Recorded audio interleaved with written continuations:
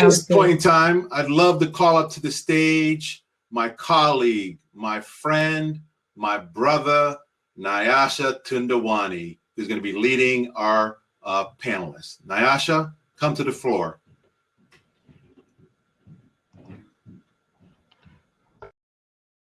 Frank, and that was a phenomenal presentation. I love the idea of gathering a community of Black women together to really collaborate and create a peer experience.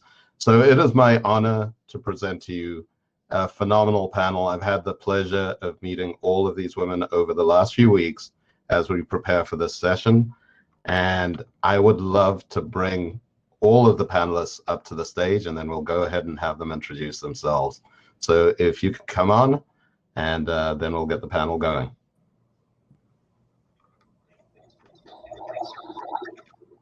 Perfect. Okay. So do we have everyone? Awesome. Very cool. Hey, everyone. Hi. Excellent. Okay. So let's go ahead and get started. We'll do an introduction, and I would love to hear what you love about what you do. So your name, your company, and what it is that you love about what you do. So we'll go ahead and start with Edith. Putting me on the spot. Okay, everyone. Edith Njage, and I am CEO and co-founder of Ariel for Africa. I am a Kenyan based in Africa, and we are one of the Women in Cloud partners providing access to the continent. I am a serial and social entrepreneur, so everything I do is around creating jobs for young people. And I love it because I'm able to point to thousands of young Africans that are living better because I stuck to my journey. So that's why I love what I do. Perfect. Lauren. Yeah, so thank you for the assist, Nyasha. I'm so pleased to be here in the audience at the WIC Summit. This space is so important with these beautiful, brilliant minds, both on the stage and in the audience. So what I love about what I do, what my company does, All in Recruiting and Talent Boutique, we hire top talented and diverse professionals across the country for big tech, like Microsoft and Shark Ninja and many others. And it's a very satisfying role, and we are happy to present opportunity today. Thank you. Cool. Tiffany. Hi, everyone. I am Tiffany Standard. I am based in Philadelphia. I am so excited to be here, have the opportunity to be a part of the Women in Cloud community for a little over a year now. I am the founder and CEO of Stimulus, and Stimulus is a relationship intelligence platform that uses data analytics to help companies of all sizes and across industries really make better purchasing decisions based upon data. And as we talked about here, relationships and the importance of doing that when you're selling your product or service, or when you're buying a product or service, and we really help with that relationship mapping and building, because most spend and purchasing platforms really focus just on transactions, but there's nothing that really digitizes when you're searching and trying to find a supplier, evaluate them, and build that relationship. And I am a proud Women in Cloud Microsoft Accelerator alum, graduated 2020 cohort 3, shout out to cohort 3, and very excited to be here. Very cool. Taisha.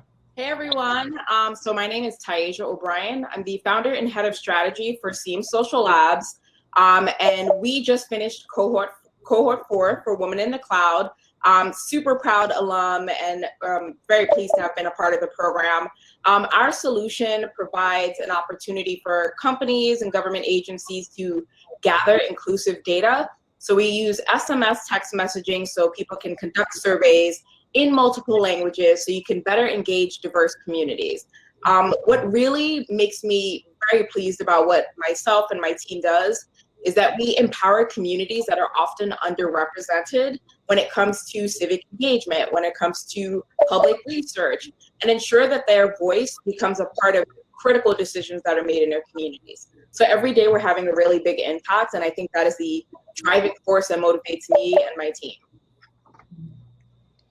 Perfect. So one of the things that's really incredible about the audience at the Women in Cloud Summit is you have everyone from I have a job and an idea to I'm an eternal entrepreneur and I will never do anything other than this, and I'm completely unemployable. So that's you, Edith, I believe.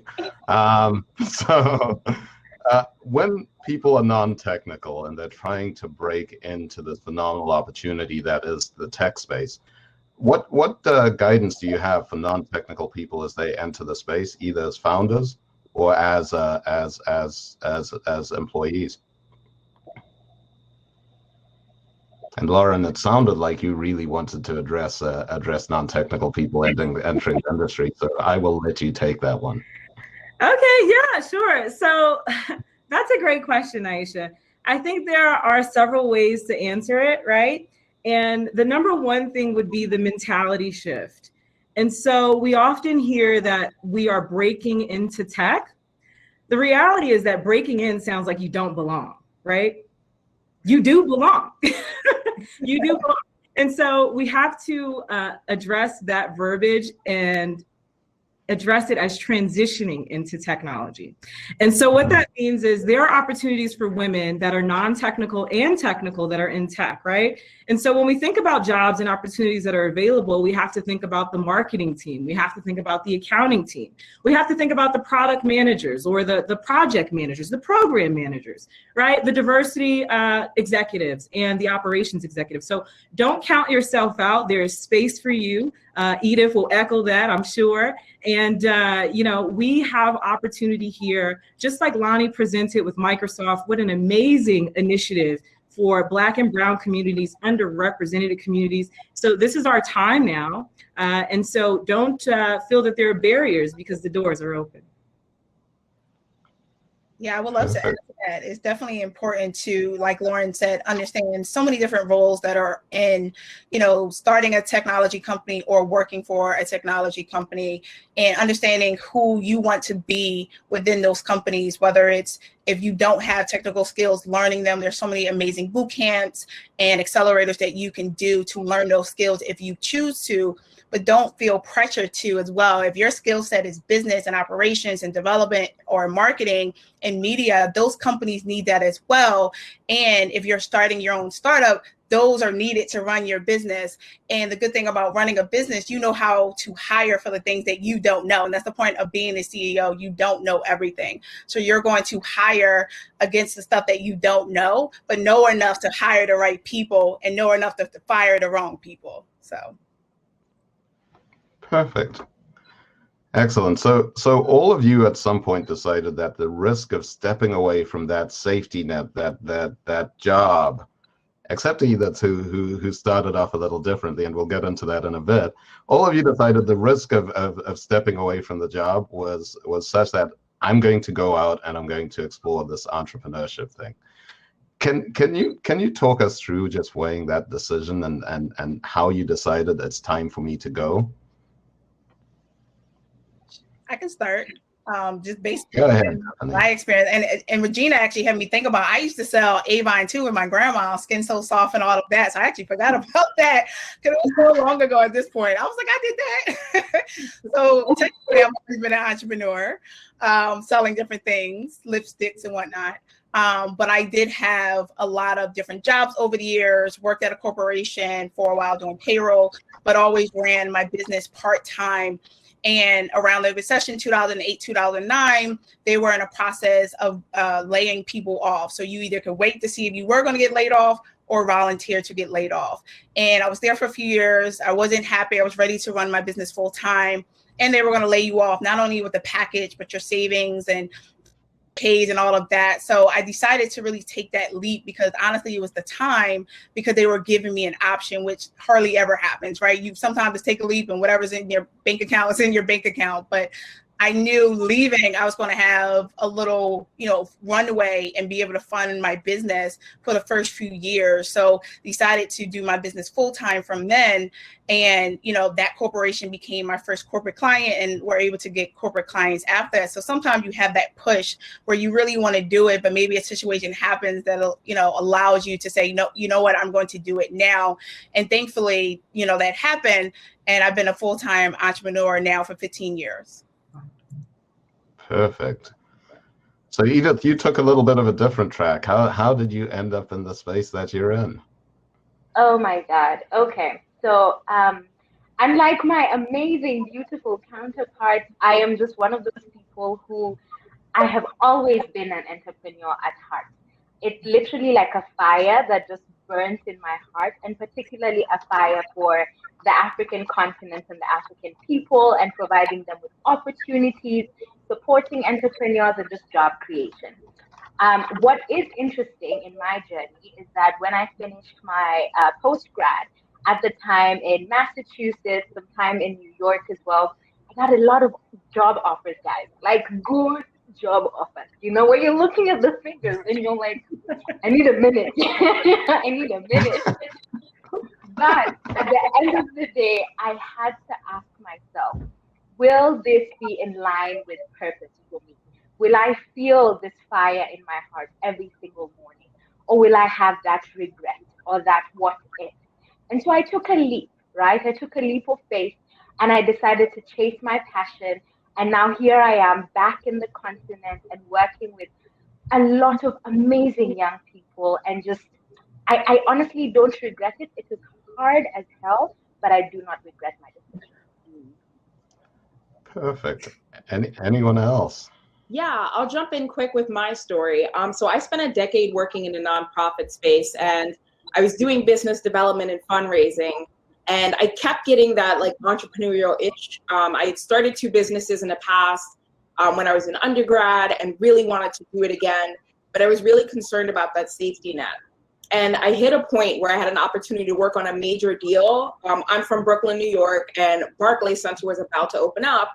And I worked with a team of people to negotiate jobs for people who were from the community within the arena, right when it opened up. And so we got a couple hundred jobs for people, but I really got to see this public sector, private sector interaction where I was hearing companies say, we have an idea of what we can help the community with, and here's our idea, and the community saying, no, we told people what we want, and that's not it.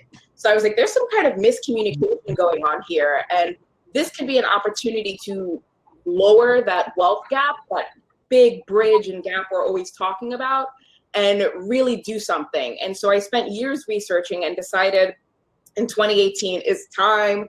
Like, there's no better time than now. And it's because I kept getting more immersed in deals like that, where I saw the problem and I felt like I was looking around like, is no one else seeing this? Does no one else want to get into it? So I dove headfirst into it, and yeah, 2 years, maybe 3 years, we're closing in on later, we found a solution to that like communication gap that happens. Hmm. Yeah, I add to that, you know, that question about, you know, what made you, you know, jump into this journey. And so I would say for me that I'm one of those, you know, very strategic and intentional folks who, you know, went to college and mastered what they told me to master, paid the money, and really believed that I could master it on my own, right? And so after grad school, I took off to work for 3 of the world's largest gaming and hospitality corporations in corporate human resources. And from there, I was able to get some experience, right? To be able to understand the industry and to be able to be a servant leader first, right? And so that helped me to hone my skills. And so in November 2017, I ended up leaving corporate America to go full-time as an entrepreneur. And within less than 2 years, we were recruiting for Fortune 100 clients.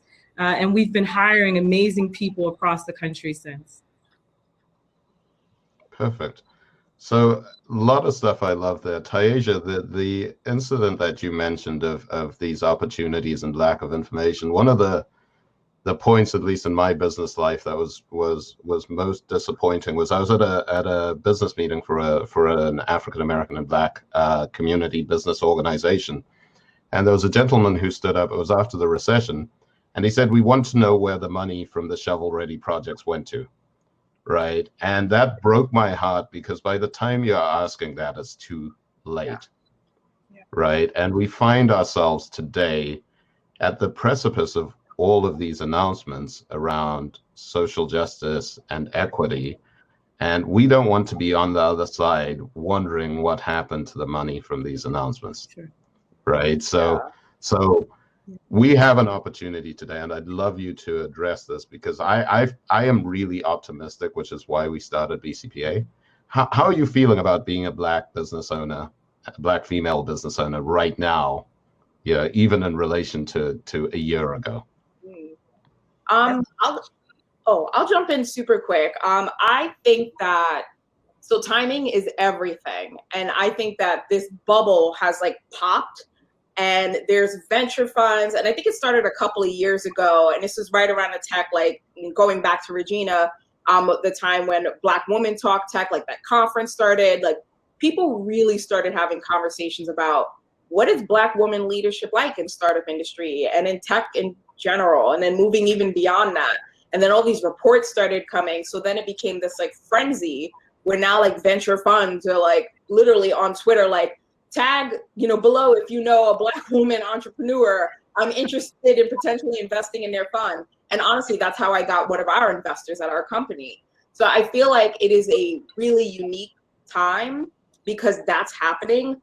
That said, there's still so much back work to be done. I'm like honored to be doing this work at this time and to be able to be on a panel with these amazing women, but also very cognizant of the fact that like, there's still a lot of work to be done, and I want to use every opportunity to make sure we can make the, whatever's happening in like the public side in a frenzy match the actual work being done, and it's not just talk. Yeah, I can definitely add to that.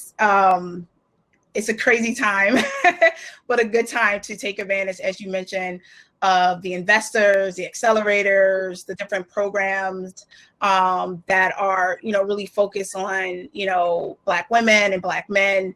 And then especially all of the racial equity initiatives that have launched over the years. And, I've worked with so many major corporations for the last few years. So definitely excited about the people that were doing it prior to 2020 that have been doing it for years and knowing the importance of it.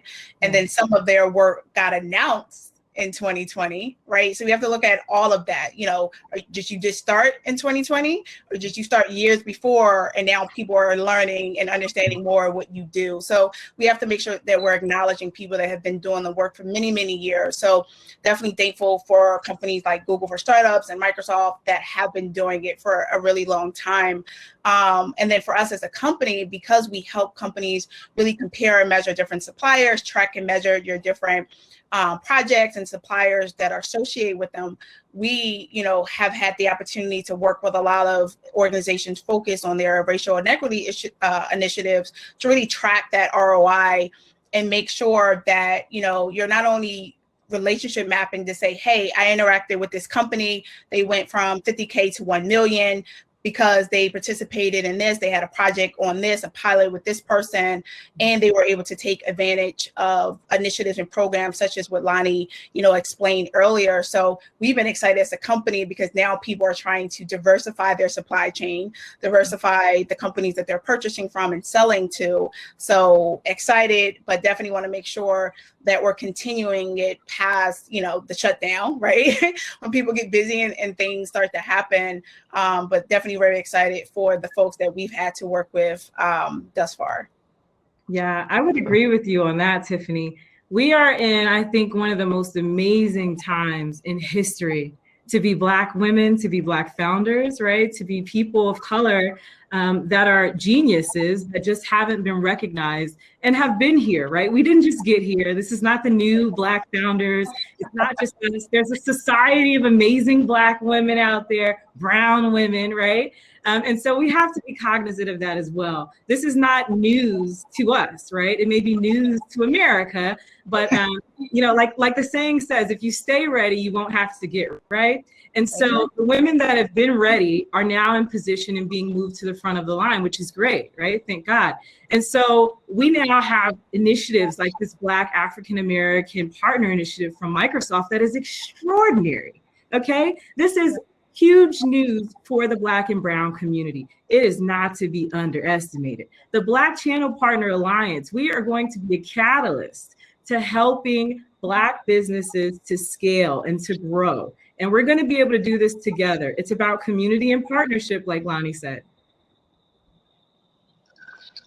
Perfect. So let's talk about fundraising and funding your companies, right? So we I mentioned the phrase that you hear periodically that your first funders are family, friends, and fools, right? So for you, as you started your business, how much time, how much funding did you get from family, and how much did you get from friends? We'll tackle the fools later.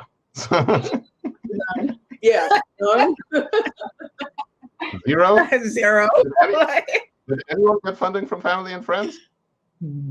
I did have one early investment, which was actually from my husband, and that like kickstarted things off. And that was the first thing I got. Nothing else beyond that until 18 months later, where I got my first actual investor on. But it was an 18-month struggle. Like, it was hard. Trying to break into this industry, meeting with people where I don't fundamentally, like, I know all about qualitative data. I know all about my industry. Venture capital terms are being thrown left and right. And I was like, I don't even know how to speak this language. Like, whoa, I have no social capital in this industry. So it was a very hard learning curve. Right. Well, I think that lines up really well with, the idea of, these new grant programs and the program that Lani mentioned for zero percent capital, right? That's available. It's pretty interesting because I'm talking to some other founders. Through COVID and PPP is the first time that a number of founders have actually had the capacity to have a buffer, right? Which is crazy, right? And then you think about, well, what if you operated like that all the time? What kind of business could you actually build with a buffer in place? Yeah. So that makes the announcements exciting. Go ahead, Tiffany. Yeah, I'm just thinking of one friend that gave me a loan of like $5,000, but asked for it back in like a year. So I don't know if I count that yet. Hey. But thankfully, I have, amazing investors now. I've gotten my, first investor, in 2019 and have grown our investor list since then.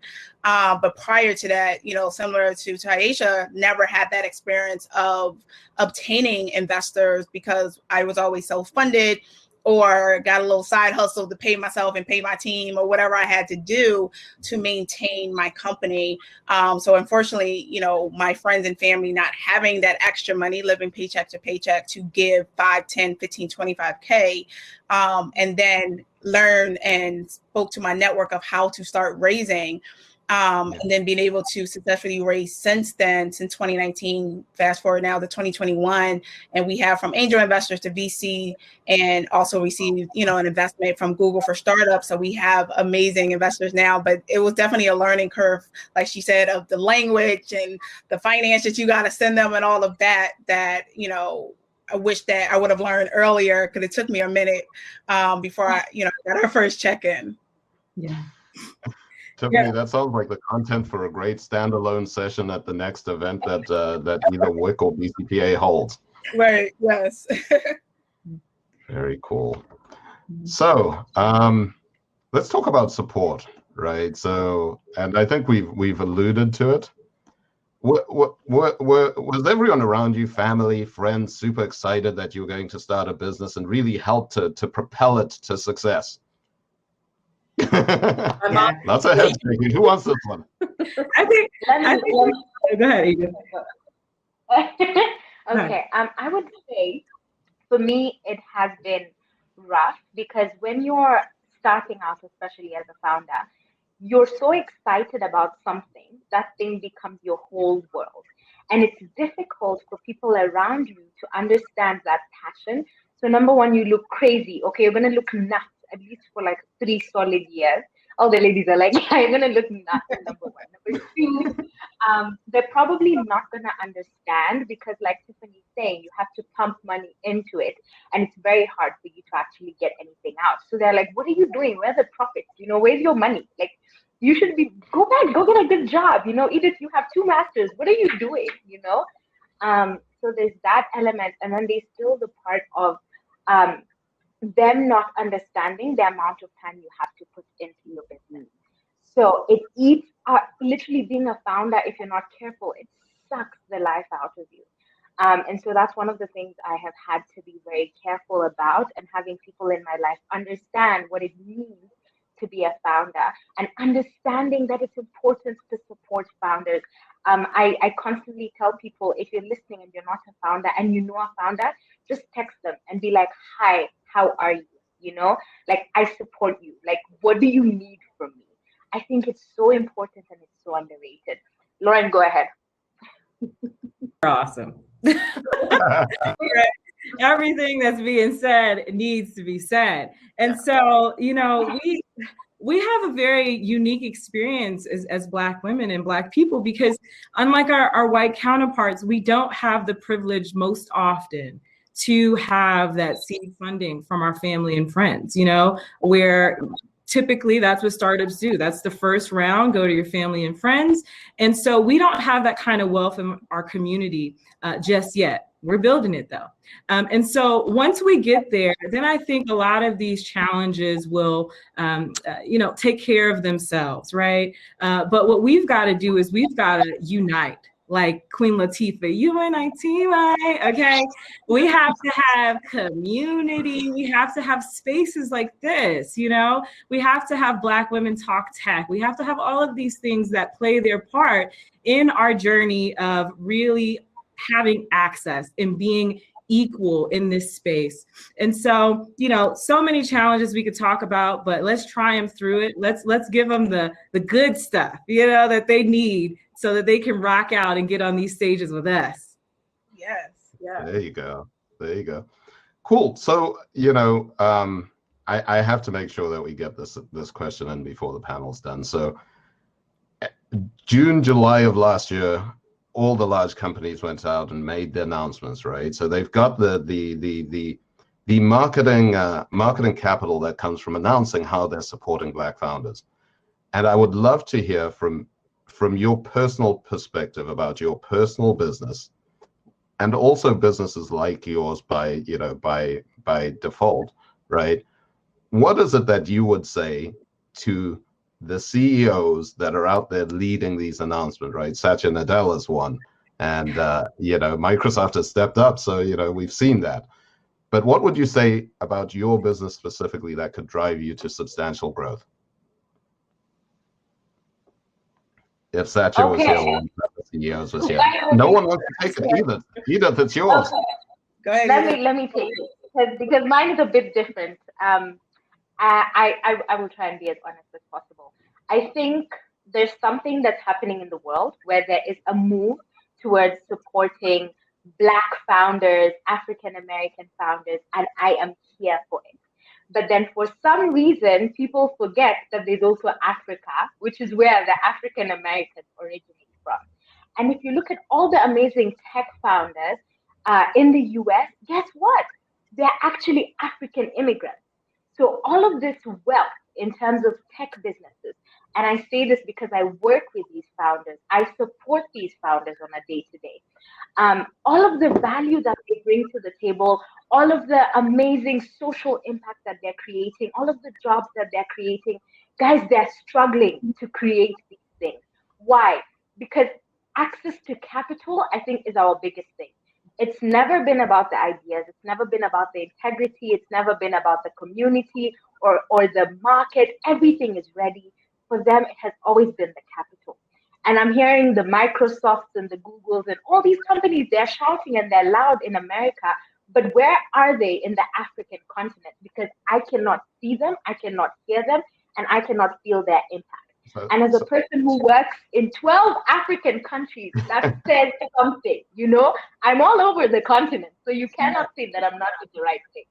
So I'm just challenging them, okay? When we say African American, when we say Black, please include Africa in that map, because we are the origin. So Edith, if I get this correctly, your message to Dangote and Masiwa is that they need to fund African startups significantly better than they are, and that also needs to cross over here. Yeah. So yes to all of that. There you go. Okay. So even for us, it's, you know, using a platform like Stimulus to really track that relationship building between, you know, the suppliers that you're working with and digitizing it and showing them going from, you know, small pilots to large pilots over a period of time and having them take advantage of those initiatives that you are, you know, putting out there, and making sure you're mapping all of that, mapping that they are part of this program, mapping that they're working with this team, mapping that they, you know, are, you know, growing their team. They went from 5 people to 10 people. And that's one thing we haven't seen across the board when it comes to buyers and vendors, but especially when it comes to that relationship gap that we see between, you know, Black-owned businesses and these enterprises. You need to map that information to really show that ROI, so you continue to do it past that 1 year, 2 year, 3 year mark that you always seem to put on these types of initiatives, right? Versus I'm just doing this forever, which you should just say, but you know, it stops at a certain time frame. So just making sure, and to what Edith said of like, some of it was just resources and no money. And then sometimes it was money with no resources. So making sure that you're adding not only connections and resources, but also monetary things, because you can't grow without money. You can't pay your team, you can't build your product without money, but you still need those resources to know how to spend that money. And also allowing us to showcase our thought leadership, right? I think people forget that part, where adding us to your speaker lineup and putting us on stages and paying us to be on these stages, let me say that, and us not doing it for free, and making sure that we're part of these conferences and these blogs and the content that you're putting out there, not just as a Black woman in tech, but an expert in whatever field that we are in. Perfect. Yeah. And I want to So echo. Tiffany, go ahead, Taja. Oh, sorry. I just want to amplify what Lauren and Tiffany said earlier and mentioned. When June of last year hit, I was sitting down, and at one point I was watching an ad on TV, and it was a Procter & Gamble ad, and it was just about racism. And at the end they said, you know, we need to do more. We need to focus on anti-racism. And so when I started this company, I was talking about anti-racism and decolonizing how we gather data, and corporations and venture funds all looked at me like, anti-what? Decolonize who? And then for that Procter & Gamble ad, it was like, oh, really? This is how we're going to do it. So first, I want to amplify what they said, because don't necessarily think that you have to be like, all right, what kind of ad campaign do we have to put together? There are industry experts out there who know this stuff. And so find the experts, like find Lauren's, Edith's, Tiffany, my companies, and amplify the work that we do. And like, two, if anyone knows somebody at Procter & Gamble, I want to talk to them, because that is something that like y'all can amplify additional experts for. So yeah. Perfect. So Taja, that's what I love, because it's a direct ask. So you need to find someone at Procter & Gamble. They may be in the audience. and Tiffany, so if companies want to truly diversify their supply chain and get some growth in some of those small vendors that they have, they need to engage with Stimulus to get that done. Is that Right. am I hearing that correctly? IO, that's right. Okay, and they know where to find you, so that's perfect. Excellent. Lauren, so direct ask, you're sitting in front of a CEO that says, you know, we're engaged and committed to increasing our Black suppliers, all in recruiting. Yeah, Tell that'll be my first point, right? Okay, come on, let's hear about it. You want to diversify the workforce, as it should be, right? So when you think about it, these are not new concepts. These are not foreign things, right? But every company now in the country has the same initiative, which we love, right? But the reality is that, you know, we've been here, and we are experts, like Tiffany said, in our respective fields. And so we're working maybe in smaller capacities with smaller businesses, but we can scale, we can grow, right? And we can meet the need. And so this initiative that Microsoft has put forth It's going to help us have access to mentors, access to accelerator programs, access to an amazing network like the women that are in this room. And, on this conference, there's over 180 people speaking, So this is just a space for us to do what we're saying that we can do and to really get it done. So get in that chat, right? Let's get in the chat. Let's throw some LinkedIn profiles in here. Let's connect and take action. We're having a great conversation, but let's give you some that you need to start your business. Let's get you in front of the jobs that you're qualifying for, right? And let's get you in front of the possible mentors at Microsoft that may be able to help you grow your business so that you can take advantage of the opportunities in the market with them. Perfect. So I love that you mentioned that, Lauren, because shameless self-promotion does not come naturally to a lot of people from our communities. So everyone in the audience has permission now to go ahead and promote what it is you do, where you are, and who you need to connect to on this panel and otherwise, so that other people know what you're doing. Okay, so let's go to, so we had an interesting conversation around failure, right? So, and being supported. So, can you talk about failure and really how you've recovered from it and what your outlook is on failure as a business owner? So who wants it? I'll go first. I'm just going to be the guinea pig for all of this.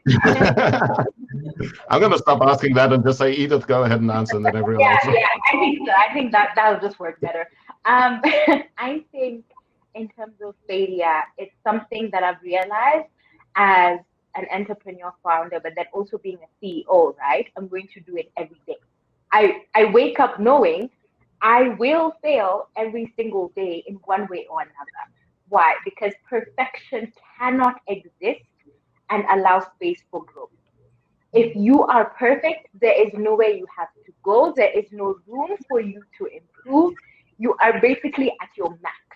And as a founder, you're basically in a space where the world is your playing ground, right? So if you are in one country, then you know you're going to fail because you're trying to get to other markets, right? So I think for me, failure is something that I'm open to, something that I allow to grow me as a person, something that I allow myself to learn from. And I think that has been so core for me as a CEO, as a leader, to know, okay, I don't know everything. Let me ask the team, what do you think? What are your thoughts? No matter what level you're at in the company, what do you think? Give me feedback. Is there anything I'm doing wrong? Tell me how I can do this better. So I think that's one thing with failure, but then also falling forward. So when you fail, you fall down, but then fall forward. What does this mean? Don't allow the failure to drag you behind. Allow it to propel you forward. And that is all because of your attitude, the mentality that you have, but then also who you surround yourself with. And that's why I love meeting ladies like these amazing ones, right? Because that becomes a circle that then influences thought processes. But you'll go ahead. I love that. Edith. No, I love that. I think for me is understanding that we label so much under failure, but is it really a failure, right? Maybe you pivoted, maybe you made a mistake, or maybe you got a no right now, but then got a yes from that same person or investor a month later. So maybe you just have to have a different approach. I think we put too much under the word failure, like I failed and I got to start over.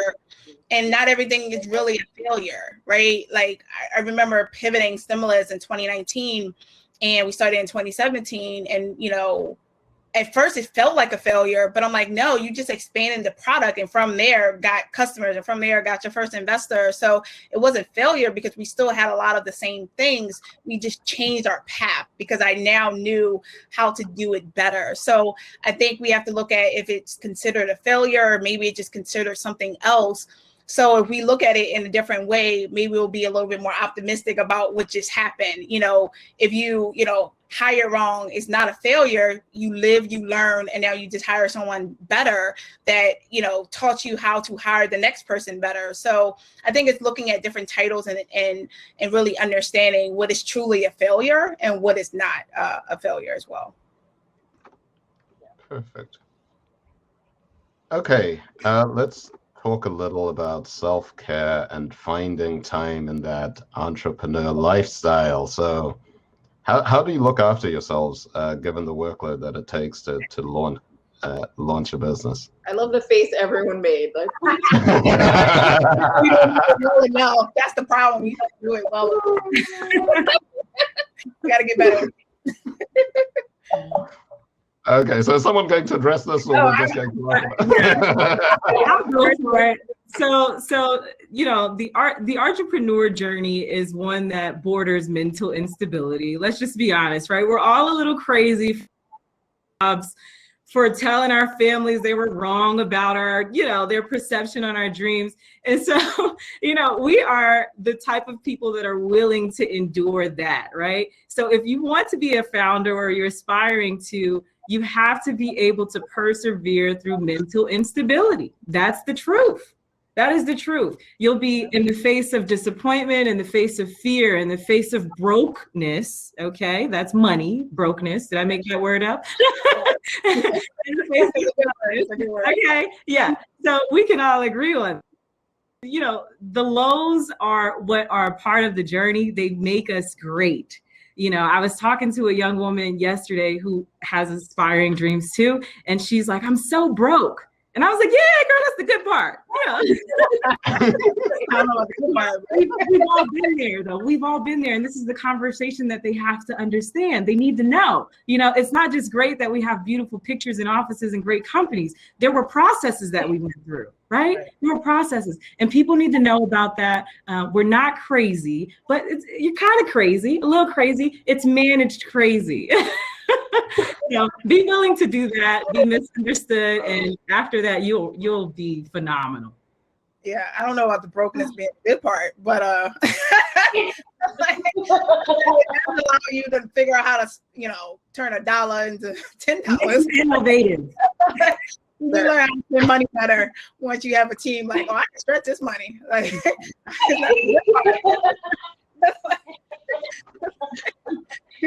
okay, so I think I will eventually have to reel us back in here. Okay, so you're here talking to your younger self. What advice do you give yourself? Like, you go back a few years, when it was maybe you and one other person in the business. What advice do you give yourself? Okay, I'm a guinea pig. Go ahead. I would say to younger Edith, number one, stay anchored in the vision, right? Because I feel like no one reminded me that at the time, to continuously just stay anchored in what I was trying to accomplish, but then also take up space, right? As a founder, it's okay to actually take up space. It's okay as a Black person to be noticed in the room, to be acknowledged, to be celebrated because of what you've achieved. Speak up, say what you need to say, get paid for it, okay? Like Tiffany said. And just be in charge. Be whoever you need to be that CEO, level up and do it unashamedly. That's what I'd say. Yeah, I would say when you receive a no, a better yes is around the corner. I used to let no's hit me so hard. I'll be depressed for like 24 hours. Like, I gotta know. And now I could yes and be excited and understand that no meant something else was better coming along. So I think understanding that whether it's investor, customer, whatever, that some no's can turn into yeses later, or a better yes will come around the corner. And then secondly, I would say self-awareness is important. It helps you be vulnerable, ask for help when you need help, hire your team when you need to hire your team, and really expand on who you are and who you want to become as a founder. Perfect. And I think a couple of things that you mentioned there that are really important, Tiffany. one of the things is that all yeses aren't actually yeses until they're checks that have cleared the bank account. So there's that. So let's just keep track of that. That's your checks too. There you go. Tasia. I think I would definitely say stay focused on what you're doing, and not all advice is good advice. Because I think, Girl, when we talk about younger self, I'm talking about even 2 years ago. Like when I first really got into this, I was getting advice left and right and left and right. And every piece of advice, I'd be like, okay, maybe we could do that. Okay, maybe I can figure this out. And then I was like, wait a second. This person isn't even in my industry. Why am I taking advice from them? Or like I would do a pitch event and I would take all of this information and be like, okay, great. And like go research the investors, and they're perhaps angel investors in a syndicate, and they've never started their own business, and they're telling me how to like form. And I was like, wait, like this is, I need to filter the advice I'm getting. So I created my own special filter cap. That way I'm like, all right, some of this is good and helpful. If I hear it over and over again, I'll apply it. But unless you're an industry expert, I'm not just gonna take any advice anywhere. So that threw me for a loop for a good 12 months. Wow. Yeah, I think, to echo the ladies, like Edith said, take up your space, await that better yes, like Tiffany just mentioned, and what Taisha said. So we literally have to be outrageously optimistic. If you want to be successful, you have to be outrageously optimistic. And that is in the face of no's, right? In the face of no one understands what you're doing or what you have going on. Keep that optimism. It is the number one ingredient for successful entrepreneurs. Be willing to get it out of the mud, okay? And that is from, I don't know if you listen to rap music, I'm sure we do, Black. But, trending rap song, be willing to get it out of the mud. What is it? It's your dream. What is the mud? Be mad, be unrelenting, be determined to get that, okay? And seek and use uncommon wisdom. You can refer to Proverbs 16 in the Bible if that's your go-to, but seeking wisdom will definitely be your strongest asset as a woman in business. Perfect. Way to round it out. So, there's this great phrase which says success is going from failure to failure without losing your enthusiasm. Okay. And, part of what really excites me in talking to all of you is just seeing the enthusiasm and the energy you have and how you're building community and really putting yourself out there, because I think when people are viewing people that are on stage or speaking, the assumption is this is natural for them, right? But we all know that every day you have to stretch who you are and your capabilities so that you can keep growing to be a better version of you. So I have advertised this event as my most inspirational event of the year and a must attend. I am so grateful for all of you for letting me share the time with you. And I look forward to collaborating with you, both with the BCPA and with Women in Cloud. Thank you. And over to Frank.